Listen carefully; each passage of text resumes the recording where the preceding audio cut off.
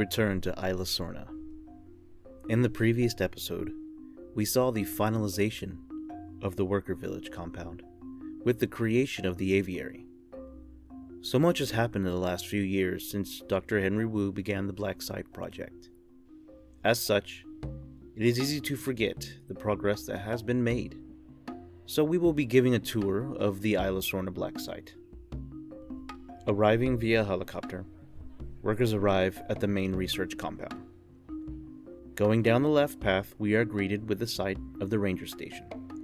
2 ranger teams and a capture team are always on standby in case of an emergency.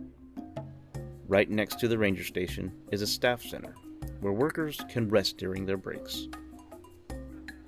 Right next to the staff center is the research center, where scientists come together to create new species of dinosaurs before they are sent off to the Hammond Creation Lab. We then pass by the medical facility, where staff and dinosaurs are healed from any disease or injury. Right next to the medical facility is the Hammond Creation Lab. This is where the dinosaurs are bred and released into the wild. There are 2 labs on this island, with the second lab situated in the village compound. Moving past the lab, we arrive at the command center, where Dr. Henry Wu and his board of directors make all the major decisions. This is the heart of the Black Site. With that, we have explored the entirety of the main research compound. Let us leave the confines of the compound and enter the wild that is Isla Sorna's ecosystem.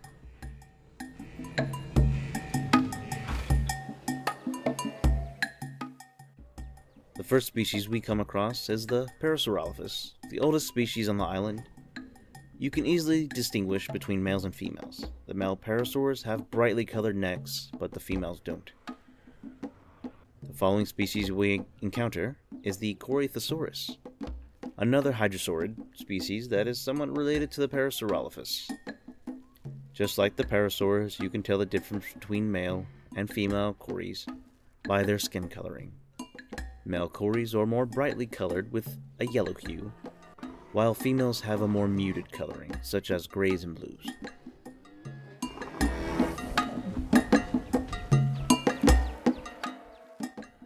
The first carnivorous species we encounter is the Metriacanthosaurus, a medium-sized carnivore that is intended to serve as a control species for the hadrosaur, maintaining their population at a low level by acting as their natural predator.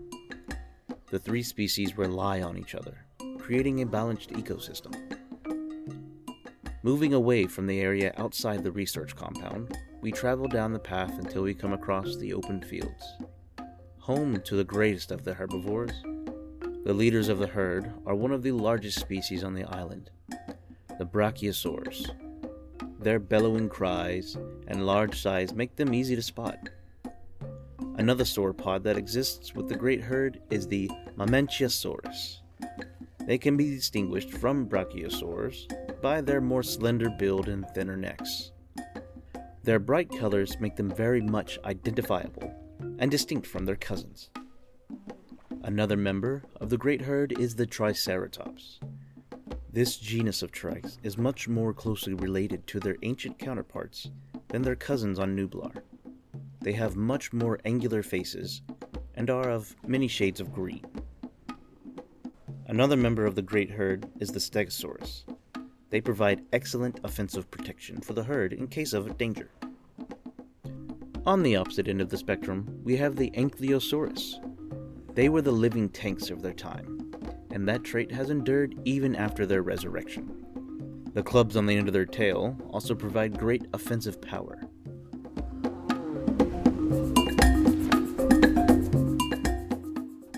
Next, we have the Gallimimus, distinguishable by their bright blue colors and their sleek build. Given the size of the great herd, 2 control species are present. We have the Velociraptors to monitor smaller species such as the Gallimimus, and then we have the Pterosaurus to monitor larger and tougher species.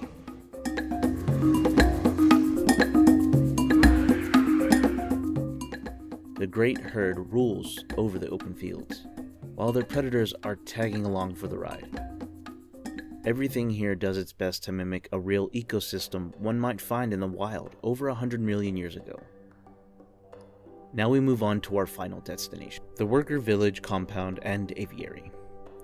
Stepping foot into the village, we come across a cozy setting. Fountains and chairs are located near the front entrance, inviting staff to gather and congregate in the area. As we proceed down the path in front of us, we come across the outdoor dining area. In front of the dining area, there are 3 amenities where staff can visit and purchase various foods and drinks. However, working is still mandatory for those here in the village. A second research center is located right by the outdoor dining area. Along with the research center, a second ranger station is located here in the village. These ranger teams are here to monitor the area outside the compound and also the aviary. We will get to explore those areas soon, but we're not done here in the village. Continuing down the path, we arrive at a hotel. Here, staff can stay overnight on the island without needing to return home. It saves a lot of money on transportation costs, since scientists aren't leaving and returning so frequently. Walking past the second Hammond Creation Lab, we arrive at the aviary. There is an aviary hatching bay where the flying reptiles are bred and released into the aviary. Right next to the hatching bays is the entrance to the viewing dome. Entering the viewing dome, we're now up close and personal with the flying species that inhabit the birdcage. Inside the aviary, there are 2 species of pterosaurs. The first species is the pterodon, a small avian species that fed on small rodents and fish. The second species is the Geosternbergia, a larger species of pterosaur. They're easily identifiable via their bright colors and large head crest. So far, these are the only 2 prehistoric flying species on Isla Sorna.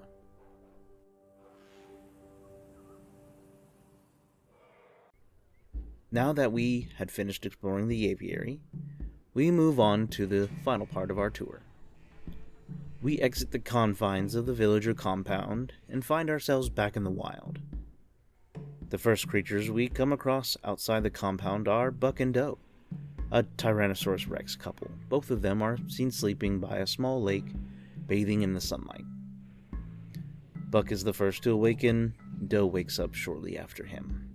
Once awake, Buck stands up and lets out a bellowing roar to establish his presence on the island.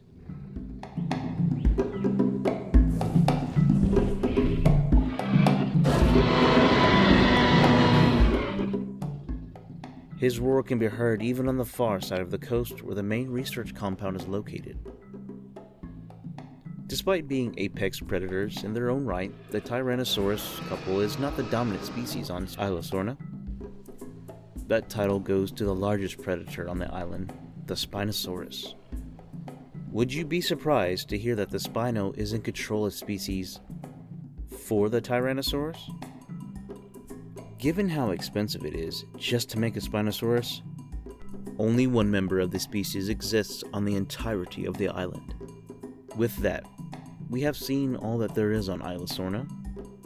There is more to come from the Black Site project. More species, more compounds, and massive leaps in technology. Despite being kept secret from the public, valuable insights will emerge from the research conducted here on Isla Sorna. There is one thing to note, however. Dr. Henry Wu and a select group of scientists have been working on a major project in the background. This project exists to test the limits of Dr. Henry Wu's technology, as well as to push the boundaries of nature itself. This is the E750 project, where Dr. Henry Wu and his team would create the very first hybrid dinosaur. Recently, Wu's team has made a breakthrough. They have created a viable specimen and have incubated it in the Hammond Creation Lab. However, something went terribly wrong, and the specimen was horribly mutated. Dr. Wu was disgusted by the creature, but couldn't bring himself to terminate it. Against his better conscience, he allowed the creature to live and gave it a proper name. It was called the Scorpius Rex. It was late at night, and all research and work had been halted due to the incoming tropical storm. Dr. Wu had a bad feeling about this, remembering the night of Jurassic Park all those years ago. He remembered the words of a certain mathematician who blames the events of 1993 on chaos theory. That same mathematician also said that the same event will happen again in the future if humans continue to play God. As the storm slowly rolled in, Dr. Wu's fears began to grow. The tropical storm began damaging buildings, including the power station, forcing the compound into a blackout. Then, things only got worse when the gate to the outside opened, leaving the scientists to start seeking shelter. It seems like the universe was punishing the scientists. That effect grew when the doors to the Hammond Creation Lab opened, and out walked the Scorpius Rex.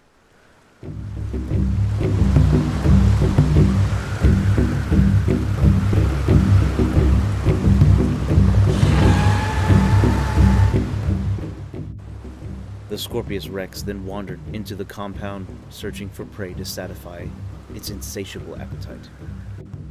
Scientists and workers began running in fear as the Scorpius Rex hunted them down.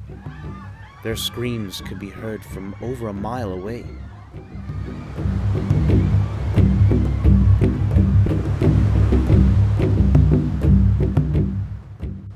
On the other side of the coast, the worker village was experiencing just as much hardship. The storm had damaged the aviary, which could have allowed the pterodons and geosternbergs to escape into the wild.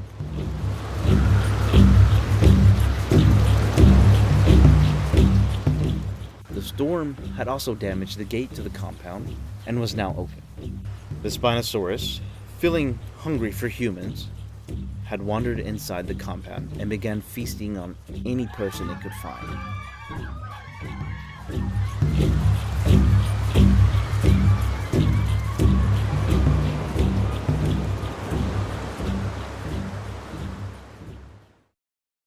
By the next morning, all was quiet. No humans were wandering the pathways of the worker village, and the research compound was also deserted. The Scorpius Rex was roaming freely on Isla Sorna, now the top apex predator on the island, rivaling the Spinosaurus. Some staff were able to escape from the island, including Dr. Henry Wu.